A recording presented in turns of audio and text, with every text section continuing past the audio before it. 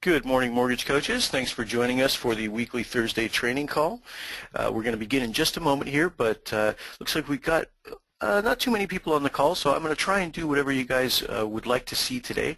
So what I'd like you to do, if you would, in the questions area in your GoToMeeting toolbar, go ahead and type in what kind of scenario you'd like to see today, and I'll cherry pick from those and see if we can get everybody covered. But in the meantime, I do want to ask you all a poll question real quick. I want to find out how many of you have actually downloaded the RateWatch mobile app. So if you would, take just a moment to respond. Let me know if you've downloaded RateWatch mobile yet.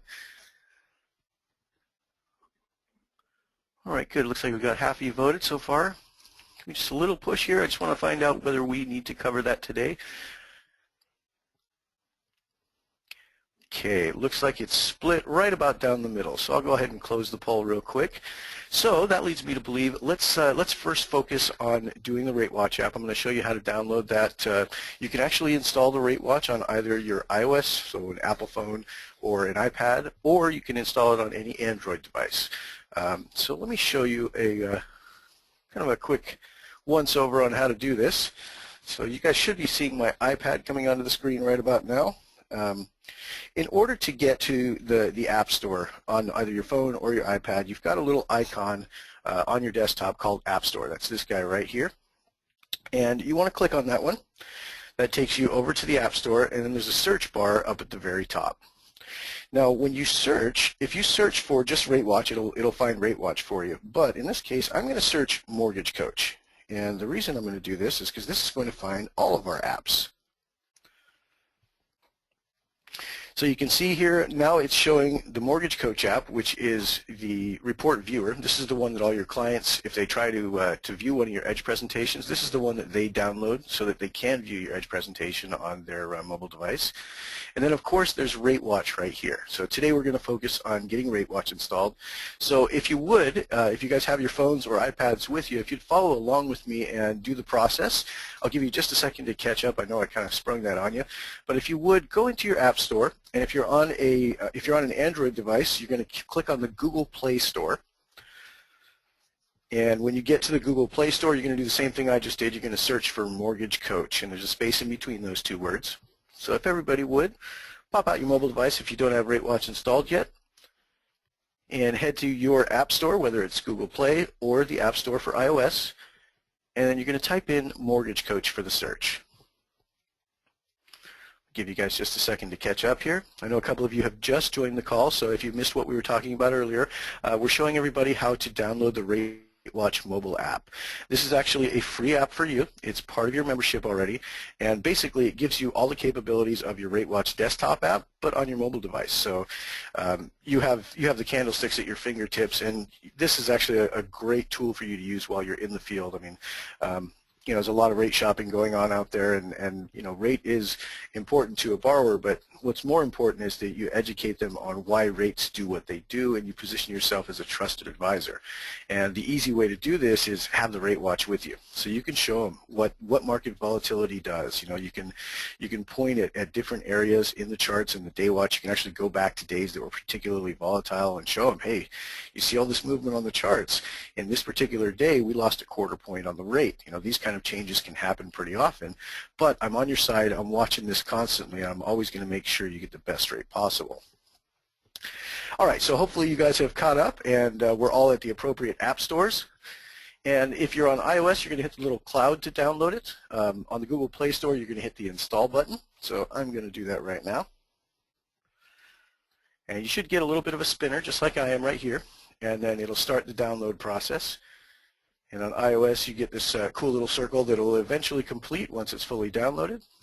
And then your button is going to turn into Open. Now once you see Open, you've got it installed, so you can now click on it, just tap on it with your finger, and this is going to open up the RateWatch. So the next step here is log in. Now you're going to use the exact same login as you do for Edge and your RateWatch desktop, so I'm going to use my support one.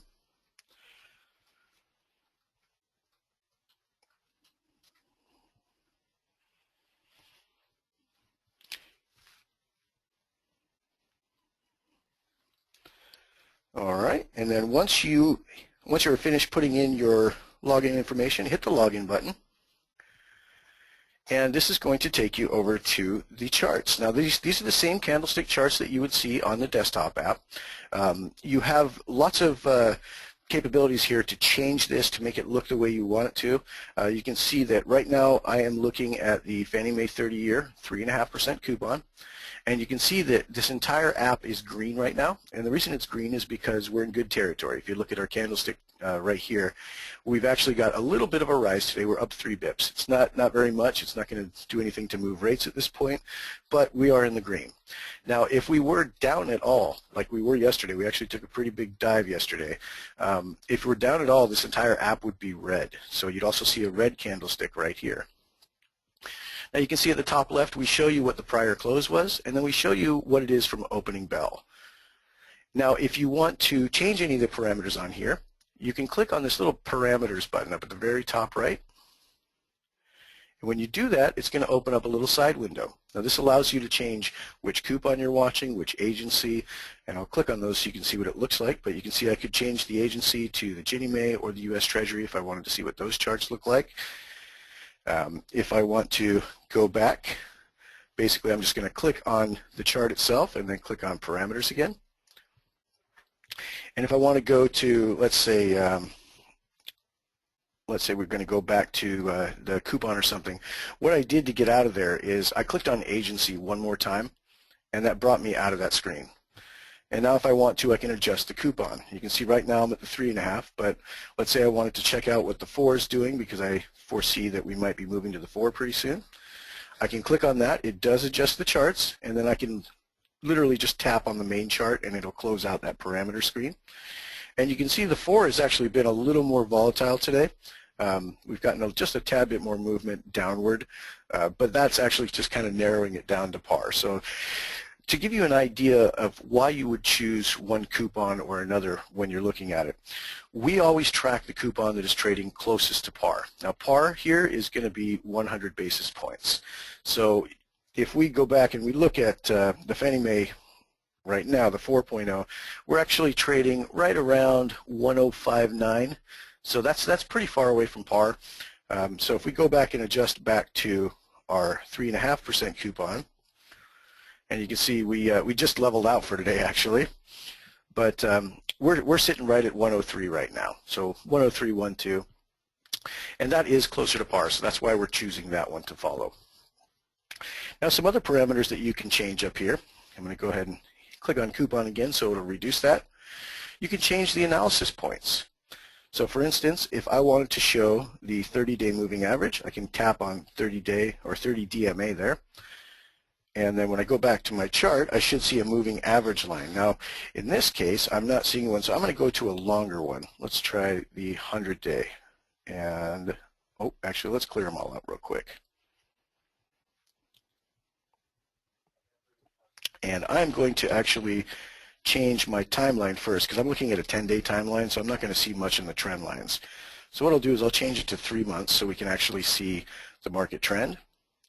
Then I'll go to my analysis points and I will insert that 30-day moving average. And you can see that once we get here, you can actually expand this out. I'm running into a bit of an issue on my iPad, so my apologies for this today. Let's see if we can get the 100 in there. There we go. Okay. So it happened once I got the 10 in there, so this is probably something I need to take up with the developers. But as you go through and select the different analysis points that you want, you can see that it does draw them on the screen for you. Now the point behind the moving averages is this is basically going to tell you what the trending is over the last some odd amount of time. So for instance, if we look at the blue line, that's actually the 10-day moving average, and you can see it generally follows the chart kind of up and down. But what this means is that if you take any point on this line and go back 10 days from that line, that's where the average has been for those 10 days. Now same thing applies on this 30-day moving average. If we take any point on this trend line and we look at a 30-day, oh good, I got a new alert today. So that's actually perfect timing. When you have your RateWatch app open, you will get alerts anytime there's a change in basis points, or if you set your alert notifications to give you hourly alerts like I have, you would see this. So I'm getting an hourly alert right here. And if you want to actually check your alerts, we can click on this little this little doodad up here, this little 3 lines, this actually opens up all the stuff on the left so you can change what you're looking at on the rate watch.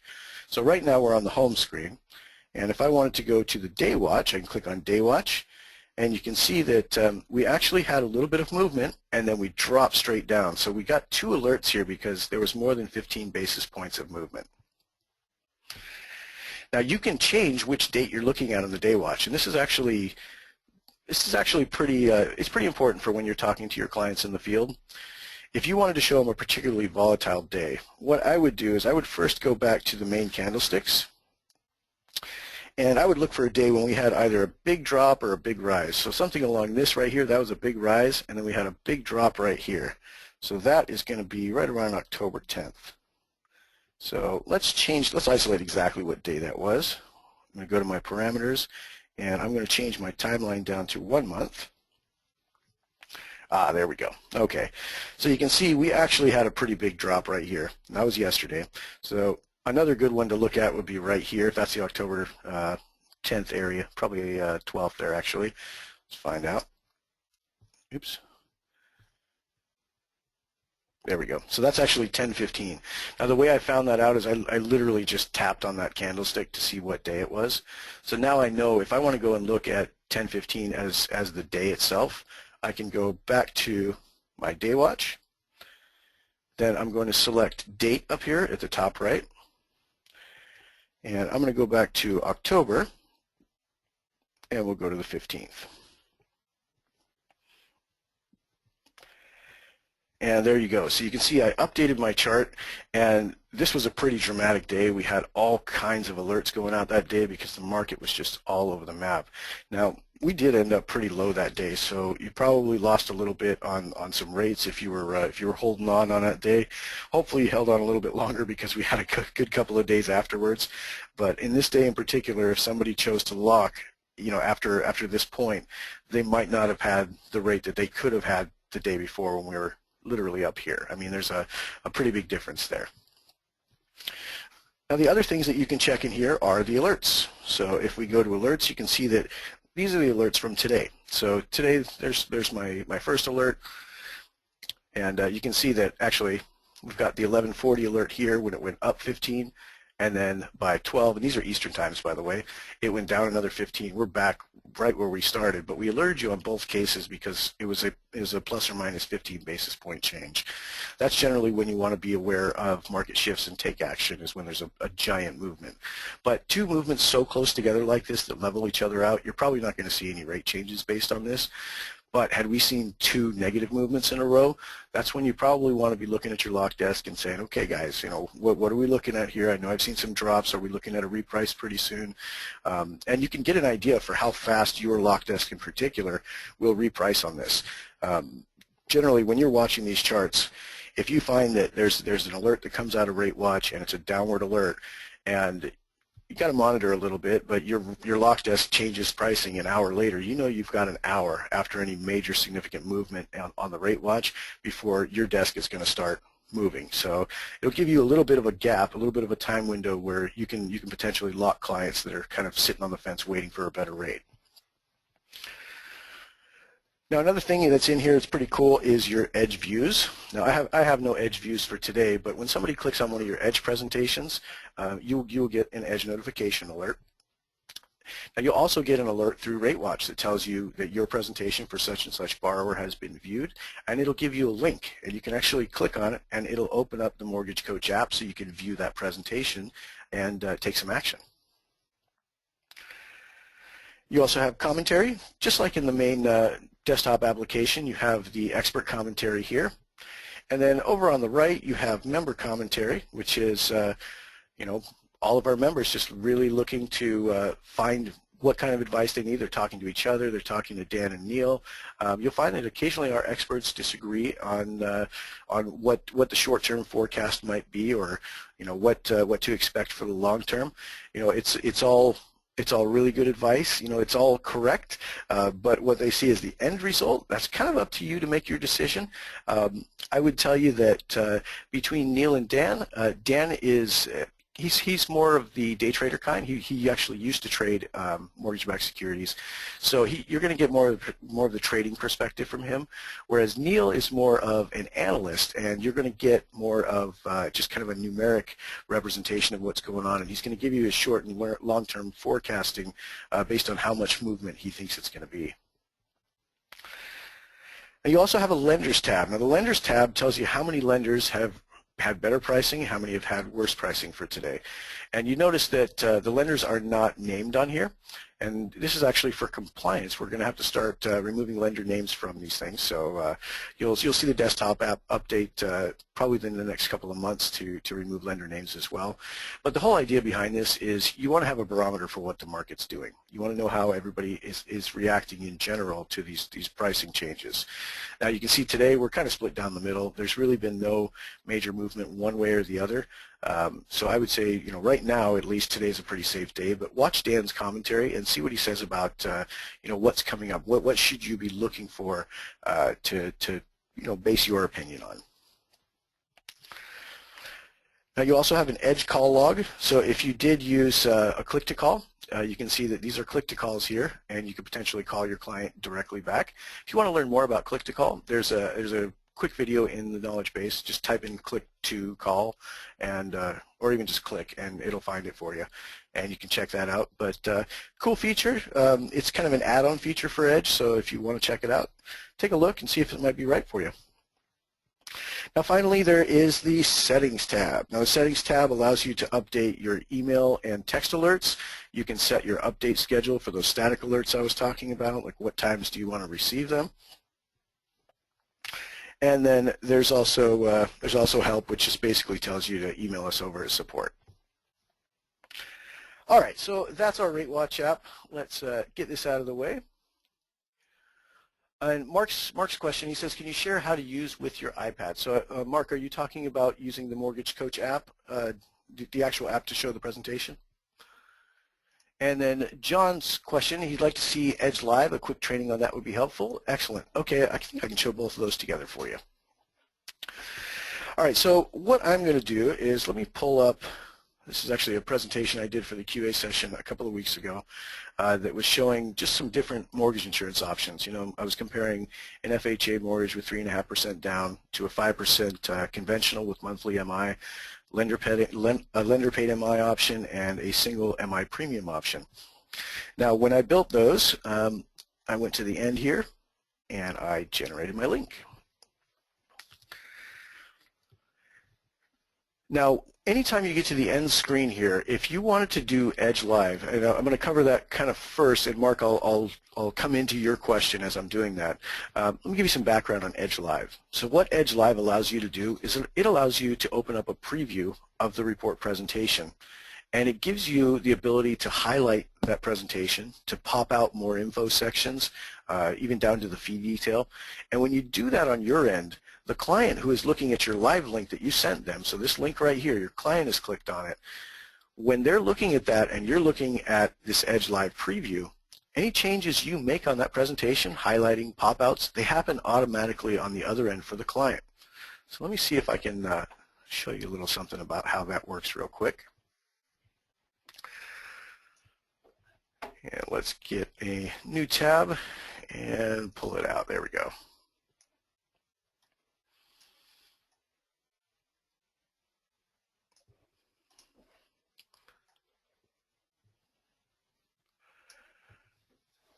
Alrighty then, and there's our new tab. So what I'm going to do is I'm literally going to show you what would happen if the borrower pasted this into a browser. So on the right side, this is the presentation my borrower sees. So he's literally clicked on my link and he's seeing it in his browser window. Now I am going to cover what happens when he clicks on it from his mobile device in just a moment. But I want to give you an idea for what this relationship is first, and then we'll work into the mobile. So if my client has clicked on my link, I've got him on the phone, and I want to drive him through this presentation, I'm going to come back to the screen where I generated my Edge link, and I'm going to click on Edge Live. And it looks like I had a video on there. Let's shrink this down just a tad. There we go. It's another side-by-side. Now this left side here is my preview. That's me as the originator. This is when I hit Edge Live, and you can see that as I move my mouse over these different areas, they have boxes around them. That means that I can highlight them. Now, on the borrower side, the borrower has to first understand that disclosure, and what they're left with is a presentation that they cannot highlight. They can certainly click on anything they want to, but they can't highlight anything. They can pop out more info sections. So they have all the basic functionality that the report would have if you just sent them the link. But what our goal is here with using Edge Live is we want to drive them through the presentation. We want to really walk them through the parts that we feel are important for them to look at and understand so they can make a good decision on their mortgage. All right, so let's clear off some of this highlighting real quick here. There we go. All right, so to give you an idea of how this works, if I'm talking with my borrower about this particular presentation, obviously there's some pre-framing here. My borrower has told me that they've shopped around, and everybody out there is telling them, the only thing you qualify for is an FHA mortgage. You're gonna have to pay this exorbitant amount of mortgage insurance, and if you can afford the payment, we're happy to do it for you. But the other lenders out there, they're just delivering a fee worksheet. They're not delivering comparisons that show your borrower the options so they can really make a good decision. So what we're doing here is I've got a pre-frame with this borrower where we've talked about this, and I said, you know what, they're wrong. Let me show you a couple of other options that are available to you. If there's different types of MI you can get, there's different ways that you can cover it, and there's even ways where you don't have to have mortgage insurance. So I won't go too in-depth on what these programs are made of, but as I'm walking my client through this, I think the first thing I'm going to do is I'm going to isolate the payments. I'm going to say, Mr. Borrower, I'd like you to take a look at the payments for each one of these loan programs. And as I'm highlighting those, they're automatically highlighting on my borrower's side. So he doesn't have to do anything. He's just watching them get highlighted. Then I'm going to pull his attention over to the tax benefit if I'm showing tax benefit. Yes, on the FHA loan you do have a tax benefit, but as we get into the other ones, your tax benefit is actually a little bit more. Then I'm going to show them the cash to close, and I'm going to tell them, well, here's why all those lenders are just pitching you the FHA. Because the cash to close is the lowest on the FHA. It doesn't require you to bring in as much. With that said, as we can see going through here, your payment is the highest on the FHA. So you bring in the least cash to close and have the highest payment. So at that point, I'm having the conversation with my borrower about, what's really the best for your needs. If you can afford this $1,800 payment, and you can't afford the down payment to go any higher than 13.8, then yeah, you're probably right. FHA is going to be the right one for you. But if we can have you bring in a little bit more for the down payment, we can significantly reduce your payment. All the way down to the bottom here, when we look at the single MI premium, you're looking at $4,000 more, $3,500 more in down payment you need to bring. But the disparity between the payments is pretty remarkable. And if we look to the right here, you can see that the difference there is $231 a month. So Mr. Borrower, I want to show you how this works and why there's such a big disparity in the payments. So at this point, I'm going to drive him into the More Info section. So I'm going to click on that on my side. And you can see it automatically pops open on the borrower's side. I'm going to isolate the payment breakdown. Now, at this point, I'd probably explain what P&I is. What is principal and interest? Every loan is going to have principal and interest that you're going to pay. And if you want, you can even go a little bit deeper and explain the idea of an amortization, but that may be for a later call with the person.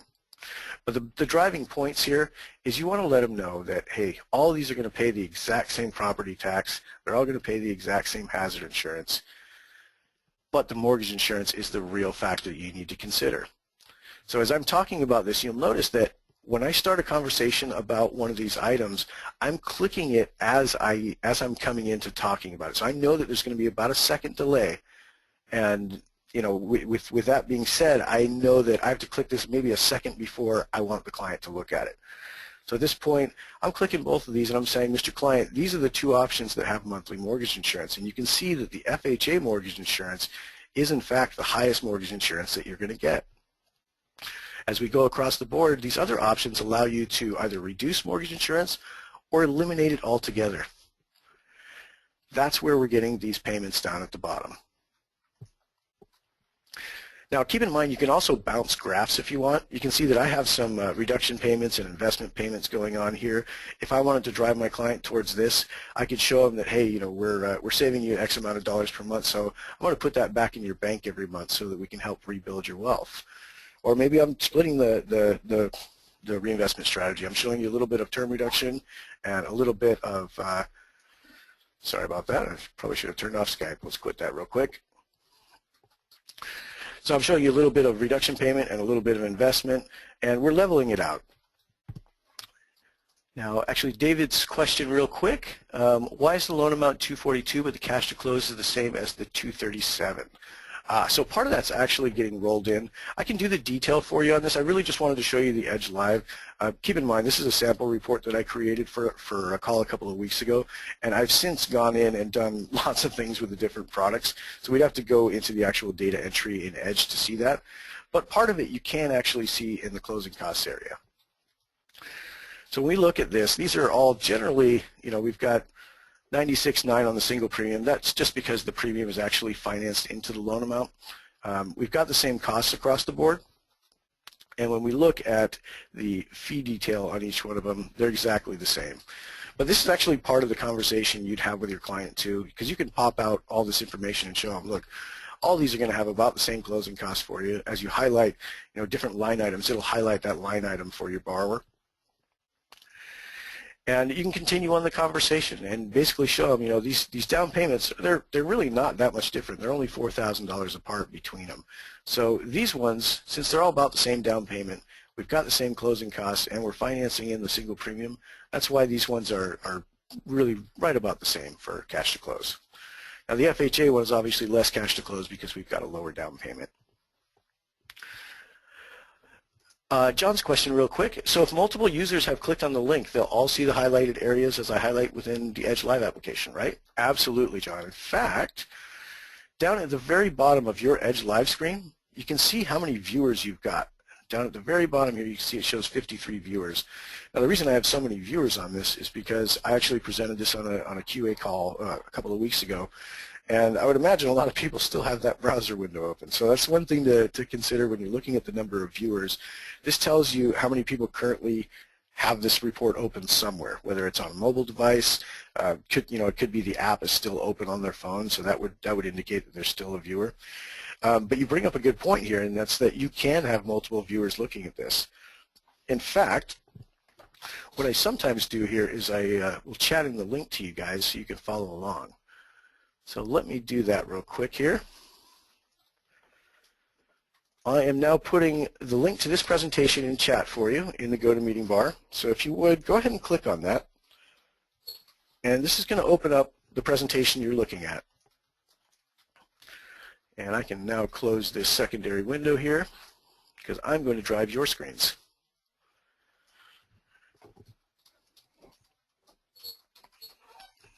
Let's get a couple more people to click on that link. Now remember, when you're clicking on this, you are the borrower. So as I'm continuing the conversation with you, I'm explaining the down payment options. You know, I'm explaining that, you know, if you really wanted to go into the payment stream, these are pretty bland because they're not adjustable rate mortgages. But if you wanted to show them the payment stream, you can show them that. But I would say probably the most information that you really want to touch on is going to be in the more infos. You know, we talked about how the closing costs and the down payment are compiled to get to the cash to close.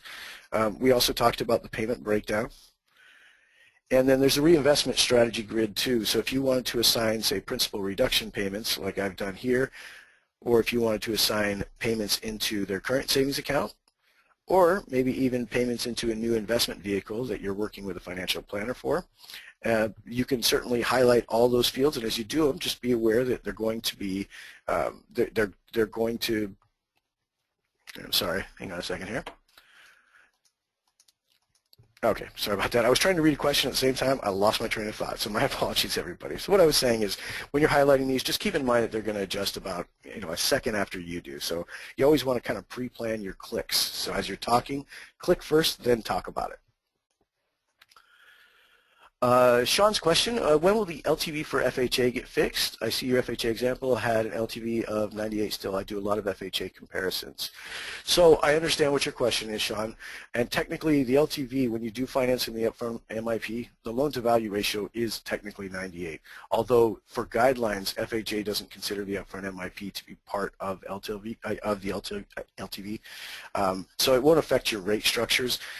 I would tell you, you know, I'll see what I can do about that, but I have to research that a little bit more and find out if that's something that is maybe a compliance-driven point or something that we would need to show that full LTV just for the purposes of knowing what's your total loan-to-value ratio outside of the FHA guidelines. How much do you owe versus what is your value? So I'll look into that for you, Sean. Let me find out if that's something that we would definitely need to change for compliance, or if it's something that we would need to hold on to for compliance. I'll find out more though, and I'll let you know.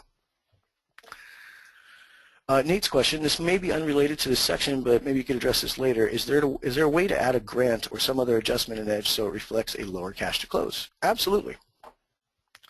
So let me finish driving the Edge Live presentation, and then we're going to go into the mobile real quick, and then I will answer that question for you, Nate. All right, so the other parts that you need to be aware of when you're presenting this presentation is, one, there's the monthly payments section here. This is really just a visual on the difference in the PITI payments. It's not terribly important for you to drill down into the more info in this screen. It does have the same information that you were looking at basically in the summary section.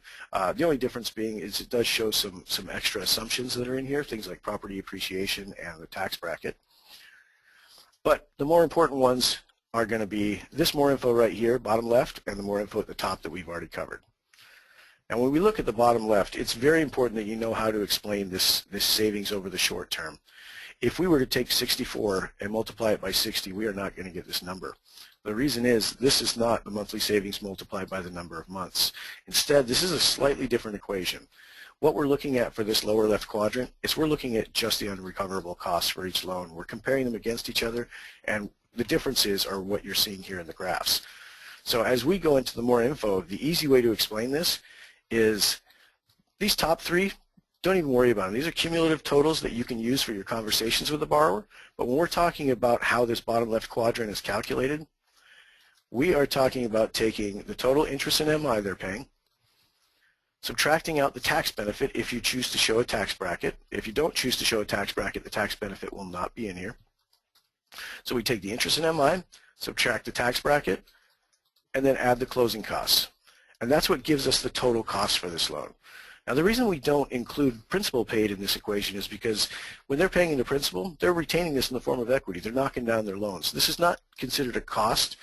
We're just looking at the stuff they can't get back, interest in MI, and then closing in points.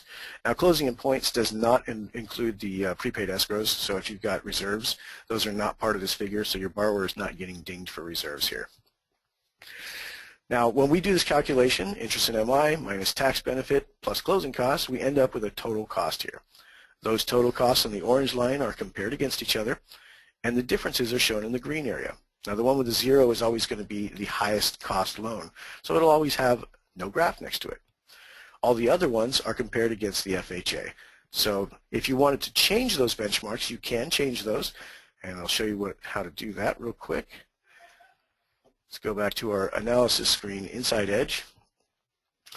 Now you can see that these guys right here allow you to change the benchmark for comparison. So for instance, in that short-term savings, if I wanted to make my conventional monthly MI the benchmark, you can see that now it shows a negative savings on the FHA, no graph on the conventional MI, and then the other two show savings relative to this one with no graph. Now in this case it does make sense to just keep it at the default, but certainly when you're doing refinance transactions where you're going from a 30-year to a 15-year, you may find that especially in the monthly savings area, your 15-year looks like it's costing them more because it's a higher payment.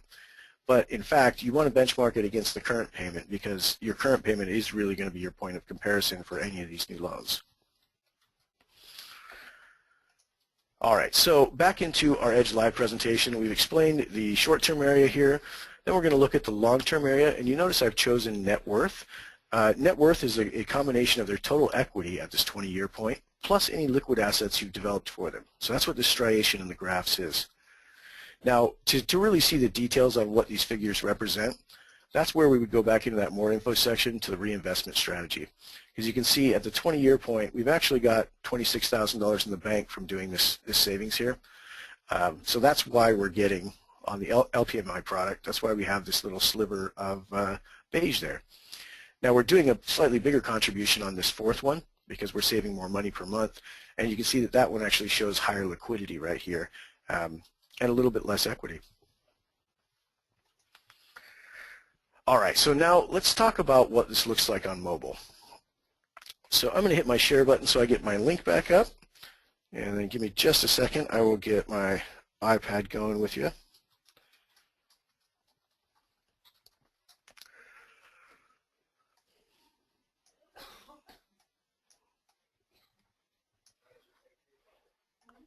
All right, there we go. So I'm literally going to just enter that same, just the end of the link in, and that's 16i3LX.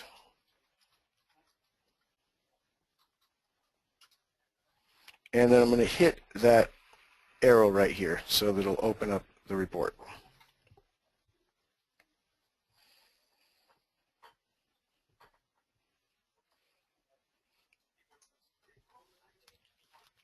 All right, there we go. So what you're looking at here is the mobile version of the same presentation that you're looking at right here. So let me click OK on that one, and I'm actually going to reduce the size of this so we can see both of them next to each other. But the same general factors come into play. You've still got a summary section, you've still got a monthly payment savings, short-term savings, and long-term net worth. Now, when you're driving your client through this, just remember that Edge Live, when you're doing it in here, also works on the mobile device. So if I wanted to go in and just clear out some of these highlights here. Let's say I wanted to open up a more info section for, say, the monthly savings. Now, when I do that, my iPad is actually automatically going to open that area. So as I'm starting to click on things or whatever I'm doing, it's going to reflect on the iPad. So you can see it moved right there to go back. If I open up that savings over 60 months, it's going to open up the short-term savings.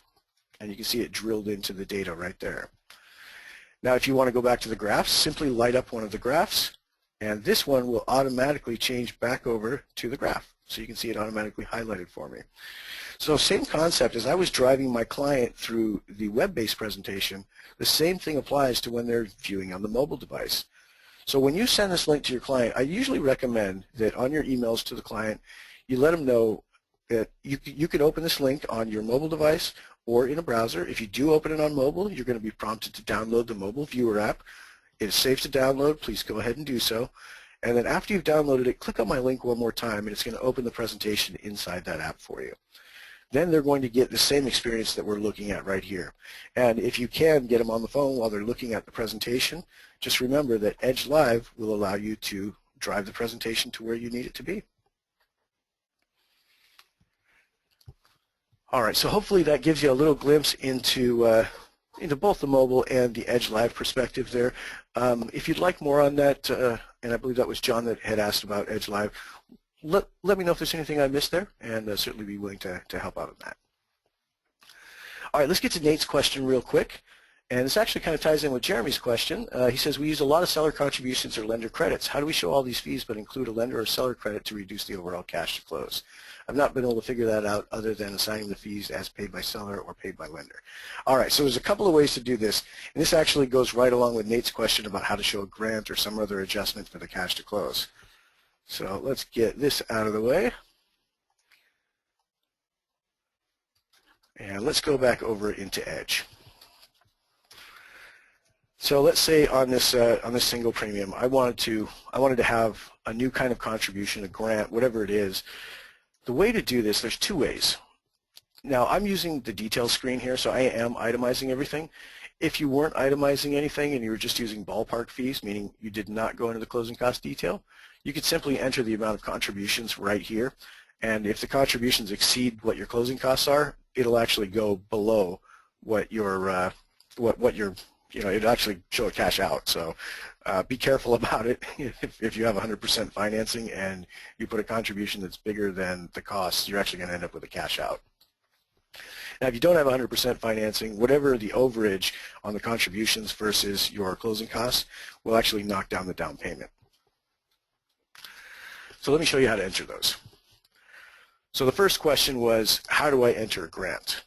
Now, there's two ways to enter a contribution, a grant, anything in Edge. One of them is you can add fee, and you can use the one we call contribution. So literally click on the drop down, type a C on your keyboard, and just keep typing C till you get to the one that we've named for you as contribution. This one actually has logic tied into it. It lets Edge know that whatever dollar figure you put in this contribution is going to knock down the cash to close by that amount. So if I had a $3,000 contribution here, I would choose to make it paid by lender, paid by seller, paid by broker, whoever did it. And then I would need to tell Edge whether I want it to knock down APR costs or not. So if I check this APR box, this contribution is going to go against the APR costs first. This is how you would do a no-cost mortgage. If I don't want to, if my guidelines say that my contribution cannot go against the APR, meaning my APR can't be affected by the contribution, then I'd want to leave this unchecked.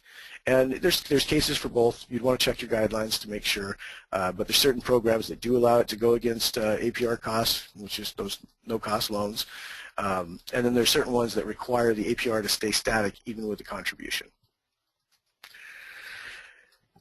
All right, so that's one way to show a contribution. It's kind of nondescript. It just says that the lender is paying for $3,000. This is going to knock down your cash to close by $3,000. But what about the case Nate mentioned where, you know, I have a different contribution. It needs to have a different name. This is actually a grant. So what would I do in this case? I would use add custom fee. And I'm going to call this one grant funds. And then I'm going to default this as a prepaid. Now the reason I do this is because remember I said earlier when we were talking about the short-term area. The short-term area, when we're looking at closing costs, it only considers the APR, non-APR costs, but it does not consider prepaid reserves. So that means that as long as I make this a prepaid reserve, it isn't going to skew my short-term area. So I'll call it grant funds here. I'll hit OK. Now anytime you do a custom contribution like this where you're not using the contribution system named one, you have to do it a little bit differently because this one doesn't have any logic tied into it. It just knows it's a custom fee. So what we're going to tell it is we're going to do negative $3,000 and we're going to leave it as borrower paid. Now this does exactly the same as the item above it. The only difference between these two is that I have a custom name on it. This is a custom fee, so I had to kind of go backwards on it and say that this is a negative borrower paid fee. So we're actually subtracting this from the borrower cost. Again, both do exactly the same thing. Now, in the case of additional contributions, once you add a custom fee, by the way, it's going to be in your drop-down list from then on, so you don't have to keep adding the same fee over and over again. You can actually go in and just select the one that you've added. But for this case, I am going to add another custom fee. I'll call this one lender credit. I'll default it as a prepaid. And of course, you don't have to do this, by the way. If you do want it to knock down just costs, you don't expect it to go past the closing costs and knock down the down payment, you can certainly leave this unchecked. It's really not going to have that much of a difference. The reason I show it to you is because when you're doing custom credits of any kind, or custom payoffs for that matter, when say you're paying off a credit card debt of $20,000, if you don't make it a prepaid, it actually ends up skewing what the short term looks like. In a case where it's just a contribution like that, you can probably leave it unchecked and be okay. But I wanted to make you aware that that is there so that you can have it not affect that short term if you want to. So let's say I've got a lender credit, and this is actually a half a point. Now right now, this would actually be a positive fee for the borrower, so I don't want to do that. I'm going to make it a negative half point. And you can see that now it's a negative borrower paid fee. So these together, we're looking at $7,200 worth of contribution that's going in to knock this down. Now as you can see, that's a lot more than what our closing costs are up here. Our total borrower paid is now in the negative by $2,200. So that's actually going to knock down my down payment. So in the cases where you have like a CHFA loan or something like that, silent second, you can certainly use this function like the grant funds where you'd put a negative amount for that lien. Just make sure if you're doing that, you disclose all the guidelines for that lien. Oftentimes silent seconds will become due and payable if the person sells the home or refinances, so you want to make sure they're aware of that. If it's deferred interest, you want to let them know when that deferred interest period is up and when they're going to have to start paying interest on it.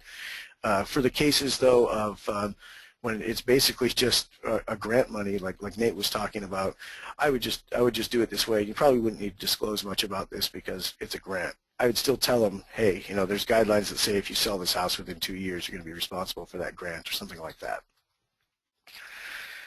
All right, so hopefully that helps, guys. There's 2 different ways to do contributions. One is using the contribution line that we've created for you, and that would be just a positive number, and that's going to knock down your cash to close by that number. The other way is creating custom fee items, make them negative, and leave them borrower paid. And those will have the exact same functionality as our contribution up here. All right, so with that being said, I'm going to jump into one more topic before we break for today. I do have to end the call just a tad bit early because I've got to jump on another webinar as soon as this one's over. But I want to get into video real quick for you just to give you some quick overviews because I do see a couple of new names on the call today. Now, when you're doing Edge video, all you're going to do is go to the very last screen in Edge, and you can click on the preview button right here. Then you're going to hit Generate Link, just like we did before. And now you've got a button called Add Audio Video. Now, when you click on that one, you can see that this actually brings up the same type of preview we were looking at before. I have the ability to highlight and drop highlighting.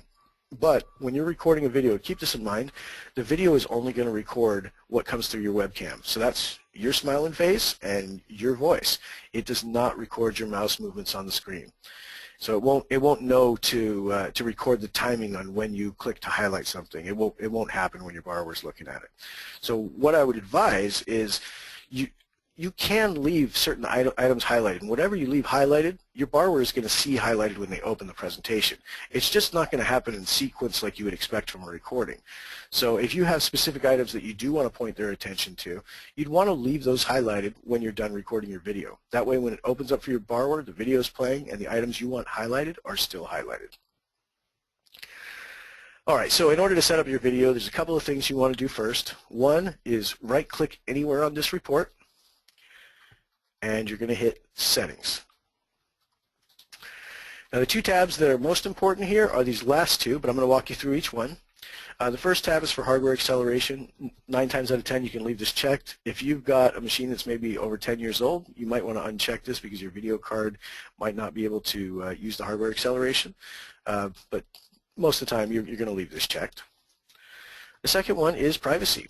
You want to click Allow on this and hit Remember so you're not constantly nagged to allow your camera when you're trying to record your Edge presentations. The third one is how much local storage can Edge use. This is kind of inconsequential. It really doesn't matter. You can put this at unlimited or you can put it at nothing, and it's really not going to make a whole lot of difference one way or the other. I just leave it in the middle most of the time. Now the microphone. This is actually kind of important. If you have multiple microphones on your system, you need to make sure you've selected the appropriate mic. So you can see I have a couple here. The one I'm actually talking on right now is my LiveChat LX3000. But if I'm recording into my webcam and I want my webcam to capture the sound, I'm going to use this LiveCam. So that's actually going to be the one that's going to capture my sound now. Now I would usually recommend that you increase the recording volume as high as it'll go. If you are finding that there's echoes in there, you can certainly hit the Reduce Echo checkbox. And then the last part of this is select which webcam you have. Now, I only have one webcam on this computer, but if you have a built-in webcam, you might see 2 of them listed here. For those of you who are working on Dells with the integrated webcam, you might see in your microphone area, you might see one called Microphone Array. That's the one you want to select. You'll see a couple of different mics in there, but the Microphone Array is the one you want. And then on the webcam, you'll see something like Internal Cam. Now, once you've got your camera and your microphone selected, all you're going to do is come over and hit Record Message. And there you go. You see me, everybody. This automatically shows you a view of yourself. And, you know, obviously what I like to do is I like to drag this up as high as I can so that I am literally I can still see myself while I'm looking at the webcam. It's very important that you try to maintain eye contact as long as possible when you're talking to a webcam, just primarily because if I start looking away like this and I'm trying to dive into my report to figure out what's going on, you're looking at the top of my head. Not the greatest experience for the borrower. So you want to try and maintain that eye contact as much as possible. And I would tell you the easiest way to do that is take a yellow sticky pad. Let's see if I have one around here. I don't. But if you take a yellow sticky pad, write down bullet points of what you want to talk about on that sticky pad, and literally paste it right behind your webcam so that you can see those bullet points. Then you won't need to look away from the camera at all. You can just discuss your talking points. And then when you're done, you can basically either hit the stop button down here, or you can hit the record button again, and that'll stop it. So what I would recommend is hit record, and then don't touch your mouse. Pull your hand away from your mouse and just talk to the camera. You know, go over your talking points. You know, obviously you want to open it with a pre-frame about yourself, why you're contacting. You want to ask the borrower a question that's relative to what they're looking at, maybe something in this case about MI. Then you want to drive into just a very cursory overview of the products that you're offering. And then give them a solid call to action at the end. Make sure it's not a question. You don't want to leave it in their hands as to whether they want to contact you. It's contact me as soon as you're done viewing this presentation, because I know you're going to have a lot of questions. Something like that. It's very simple to get a good call to action at the end, but make sure it's mandatory. Don't leave it up in the air like, well, if you have any questions, contact me. Well, what if I don't? Don't want to lose that contact. So always keep those in mind. It's just a very brief overview on how you would do video. But another thing to keep in mind is don't beat yourself up over how you look on the camera. Everybody looks the same on the camera. You look like you do in real life. So just take it with a grain of salt. Understand that you're going to have hiccups in some of your videos. It's okay. It doesn't hurt anything. Matter of fact, it actually kind of helps with the borrowers if they see you making a little mistake. You know, it just makes you more likable. Throw a joke in there maybe if you want to. Give them a chuckle. Make sure you've got a smile. And try and keep your tone pretty even throughout the entire recording. I mean, you don't want to jump around too much. You know, just keep it nice and personable, as if you were talking to them in person. But with that said, I think I'm going to go ahead and wrap for today. I've got to jump on that other webinar. But if you have any questions, please do send them over to support@mortgagecoach.com. We're always happy to help you with those. And I hope to see you all next week. Thank you very much for your attendance today, everybody, and have a wonderful day. Bye-bye.